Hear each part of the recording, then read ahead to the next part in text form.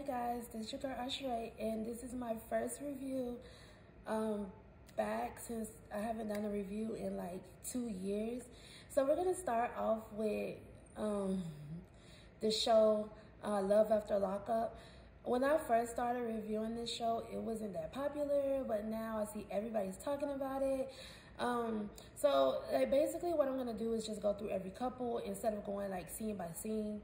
So we're gonna start out with, there were supposed to be 6 couples. The first couple that I'm gonna just breeze over real quickly was Chris and Gabby.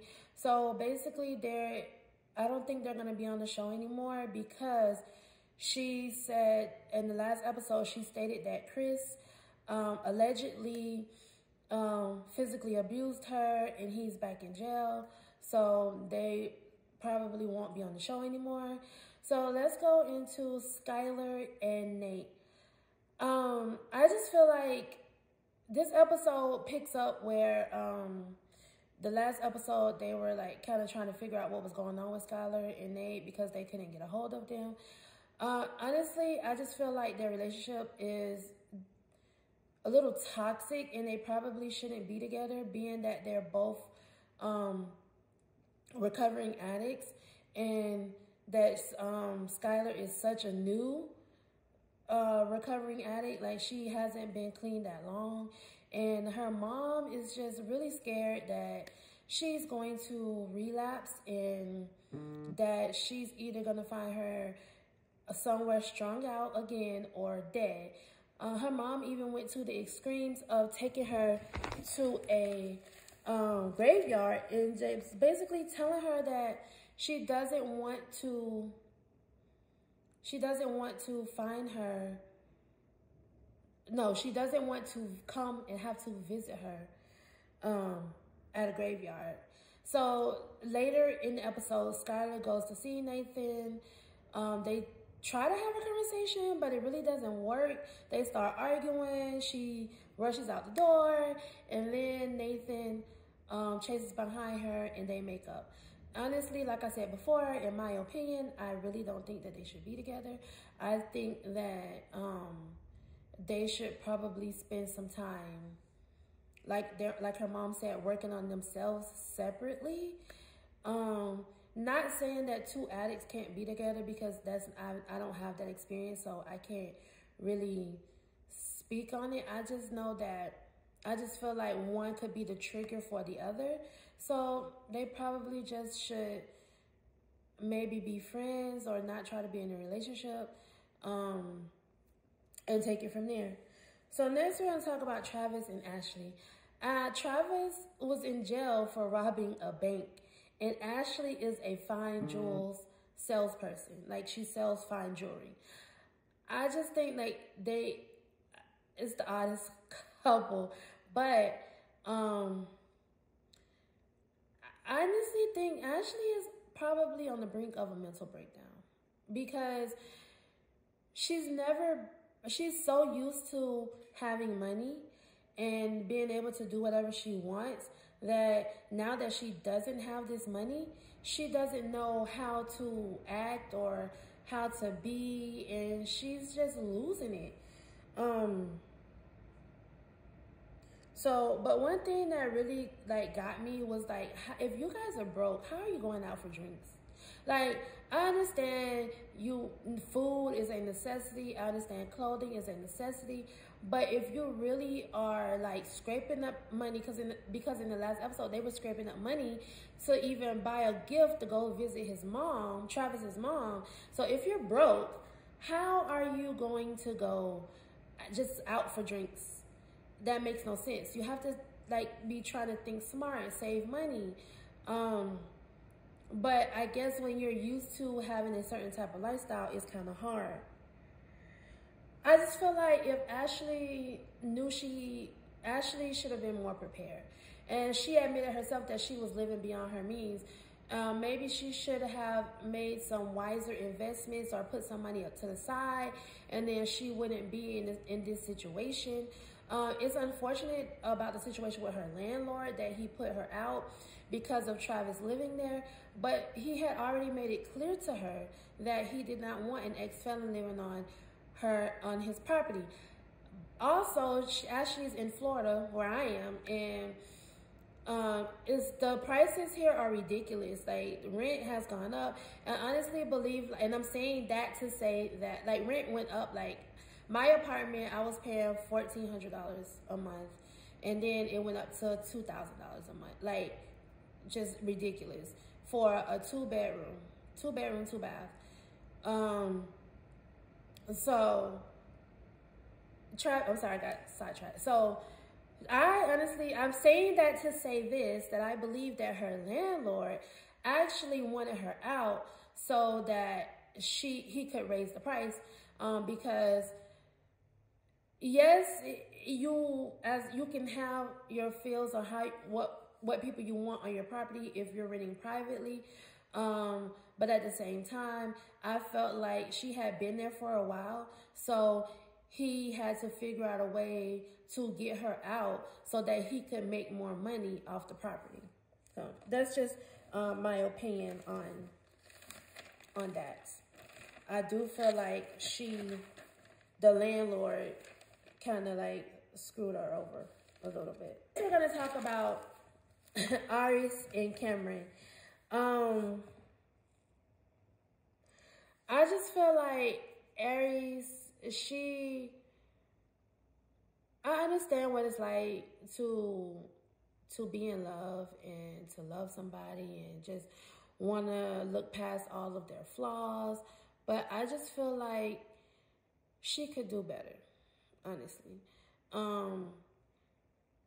And the fact that you had to go back to prison because you failed a breathalyzer test, then the day after you're married, you go get so totally wasted that, and your wife is at the hotel sick, and she just asks you to bring her back some medicine and some Gatorade, and you couldn't even do that because you got wasted out of your mind. It's just like, that's irresponsible to me.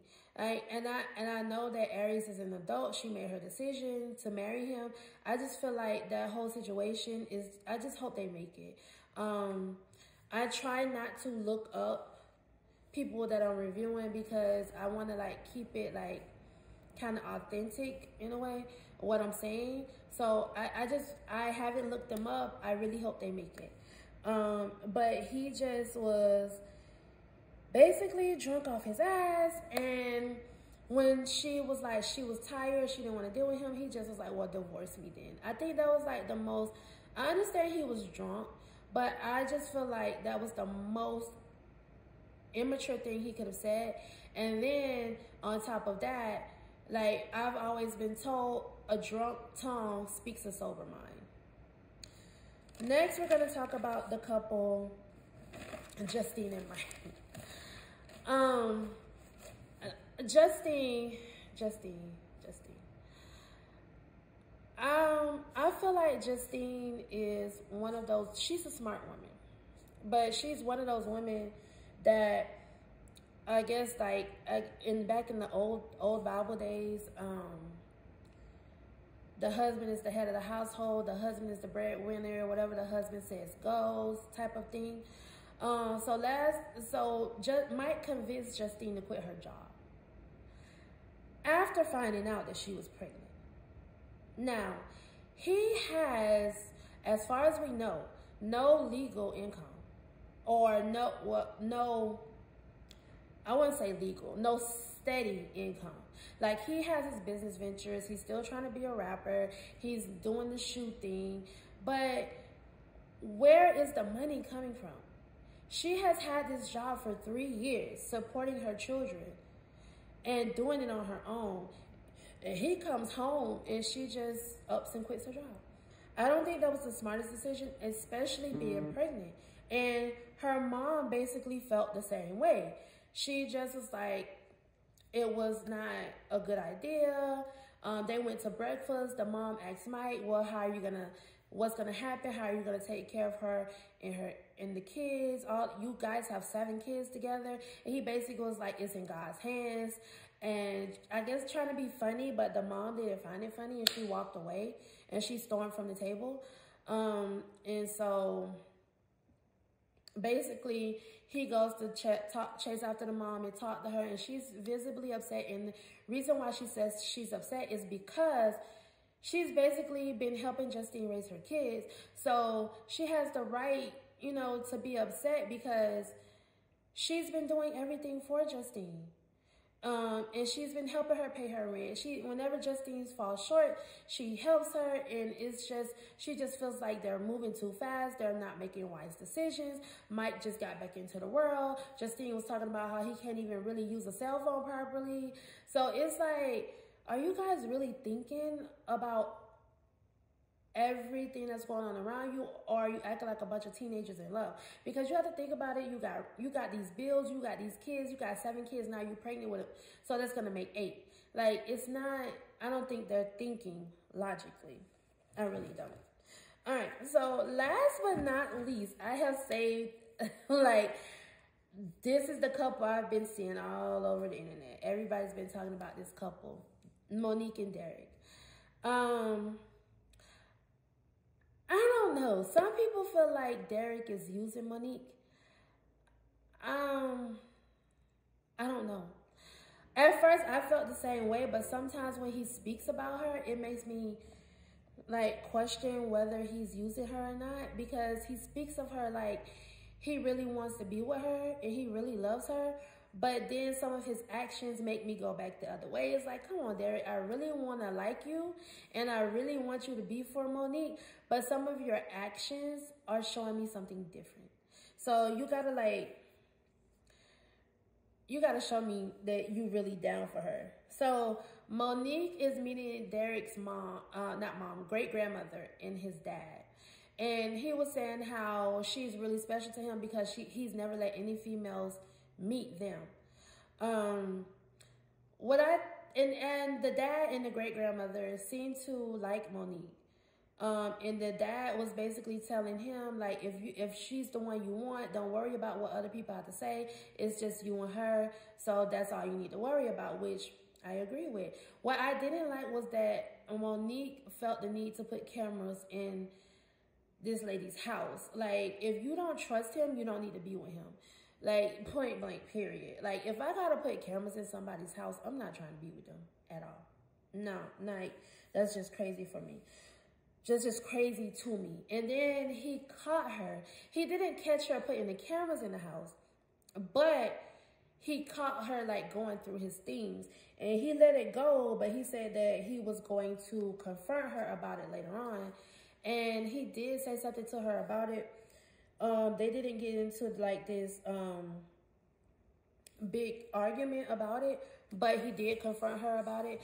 I just feel like if he's gonna be faithful to you, he's gonna be faithful to you. If he's not, he's not. But at the end of the day, you have to have some type of trust.